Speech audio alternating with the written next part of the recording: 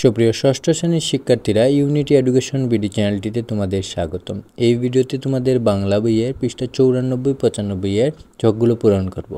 পৃষ্ঠা 94 এর ছকে দেওয়া আছে আমার বাড়ি।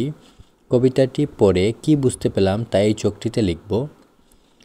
এবং পৃষ্ঠা 95 এর ছকটিতে জীবনের সঙ্গে সম্পর্ক খুঁজি। আমার বাড়ি কবিতাটির সাথে তোমার চারপাশের কোনো মিল খুঁজে পাও কিনা তা এই ছকটিতে লিখব। তাহলে চলো শিক্ষার্থীরা, আমরা এই ছক দুটি পূরণ করি। আমার বাড়ি কবিতাটি পড়ে কি বুঝতে পারলাম তা হলো, আমার বাড়ি কবিতায় কবি তার প্রিয়জনকে নিজের বাড়িতে নিমন্ত্রণ জানিয়েছেন। কবির বন্ধু তার বাড়িতে বেড়াতে এলে তিনি তাকে নানাভাবে আপ্যায়ন করেন। কবি বন্ধুকে বসার জন্য পিঁড়ি পেতে দেন। কবিতায় কবি প্রকৃতির সান্নিধ্যে নিয়ে কিভাবে অতিথির প্রাণ জুড়াবেন তার বর্ণনা করেছেন। কবি তার বন্ধুর সঙ্গে সারাদিন খেলা করার কথা বলেছেন। এছাড়াও কবি তার বন্ধু কেমন করে কোথা পথে তার বাড়ির পথ চিনবেন তাও বর্ণনা দিয়েছেন। কবিতায় কবি যুগ যুগ ধরে বাঙালির অতিথি আপ্যায়ন, সৌজন্য, শিষ্টাচার এবং প্রিয়জনের প্রতি ভালোবাসার বহিঃপ্রকাশ ঘটিয়েছেন।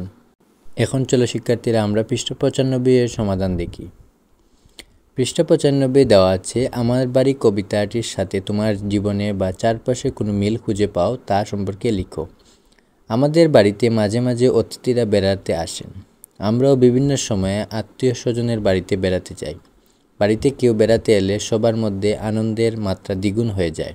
সবাই মিলে গল্প করা, ঘুরতে যাওয়া, খেলাধুলা করা কতই না আনন্দের। তারপর পিঠাপুলি সহ কত রকমের খাবারের আয়োজন করা হয়। আমার বাড়ি কবিতায় কবিতার অতিথি বন্ধুকে যেমনই আদর আপ্যায়ন করার বর্ণনা দিয়েছেন, আমাদের গ্রামেও একই রকম করে প্রিয়জনের বন্ধুবান্ধব এলে আদর যত্ন করা হয়।